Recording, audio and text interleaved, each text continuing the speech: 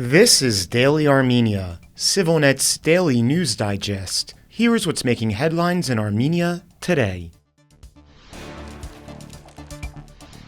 A European Union expert delegation arrived in Armenia today for its second assessment mission aimed at evaluating the country's progress toward achieving visa liberalization to meet Yerevan's long-term goal of enabling visa-free travel for Armenian citizens. At a press conference in Yerevan, Nelly Davityan, head of the Migration and Citizenship Service at the Interior Ministry, said that implementing a biometric identification system remains a key requirement in the talks. Biometric systems are a direct requirement for our European partners. For Armenia, this has become a strategic direction that would enable our citizens to enjoy freedom of movement, Davityan stated. Production of biometric passports and ID cards is scheduled to begin in late 2026, with a French-led consortium expected to lead the project. Armenia had previously issued biometric passports between 2012 and 2017, but the program halted due to contract issues. Armenia will also activate a new border management system within 2 months, allowing for biometric data exchange and faster processing at checkpoints. Legal and infrastructure updates are also underway to address data protection concerns.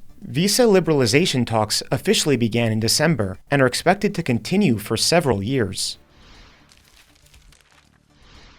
The integration of former Artsakh Defense Army personnel into Armenia's military has stalled, with only about 12% making the transition. The transition from one military service to the other required working with these people, says Colonel Grigory Sahakyan, a reserve officer and member of the Artsakh Reserve Officers Union. Following Azerbaijan's September 2023 assault on Nagorno-Karabakh and the forced displacement of its Armenian population, around 10,000 servicemen were left without a command structure. Sahakyan believes poor planning and lack of psychological support hindered their reintegration. He points out that many were disarmed and forced through Azerbaijani checkpoints, experiencing trauma that was never properly addressed. Some of our servicemen needed comprehensive treatment, others needed psychological support, he explains. Sahakyan argues that the Defense Army should have been absorbed as full units, not fragmented, calling that decision political. They could have assigned everyone to 1 or 2 units, he says, noting that about 800 officers were discharged early after displacement. Today, former soldiers are scattered across Armenia and abroad, working as drivers, guards, and laborers. Some hope to return to service. Others are building new civilian lives. CivilNet is awaiting comment from the Ministry of Defense.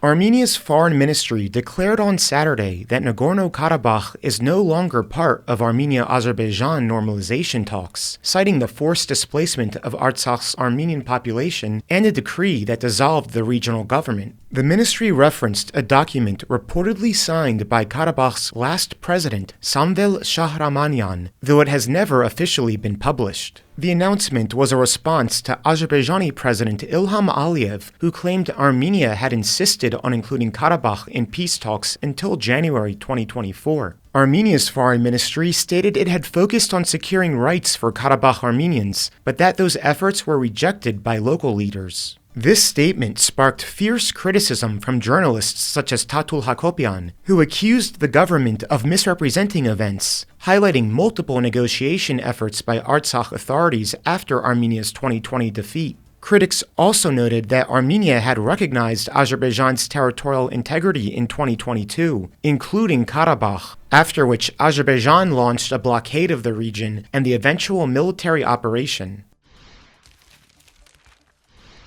CivilNet's Business Week Armenia covers the latest in economic news. The new episode reports on Armenian exporters grappling with a new 10% tariff imposed by the United States, going into effect this Wednesday. In addition, Armenia's national debt surpassed $13 billion, pushing its debt-to-GDP ratio to more than 53%. While the State Revenue Committee has announced a year-on-year increase in tax collection. You can watch the whole broadcast in the link in this video's description.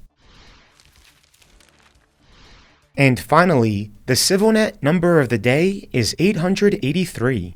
That was the year Surpuhi Dusap published Maida, the first novel by an Armenian woman, a powerful critique of the subordinate role of women in patriarchal society. These issues remain relevant today, on Motherhood and Beauty Day in Armenia, as women continue to call for greater recognition of their broader contributions to society and for expanded roles within it. And as always, keep following CivilNet for the latest news and independent reporting from our contributors on the ground here in Armenia.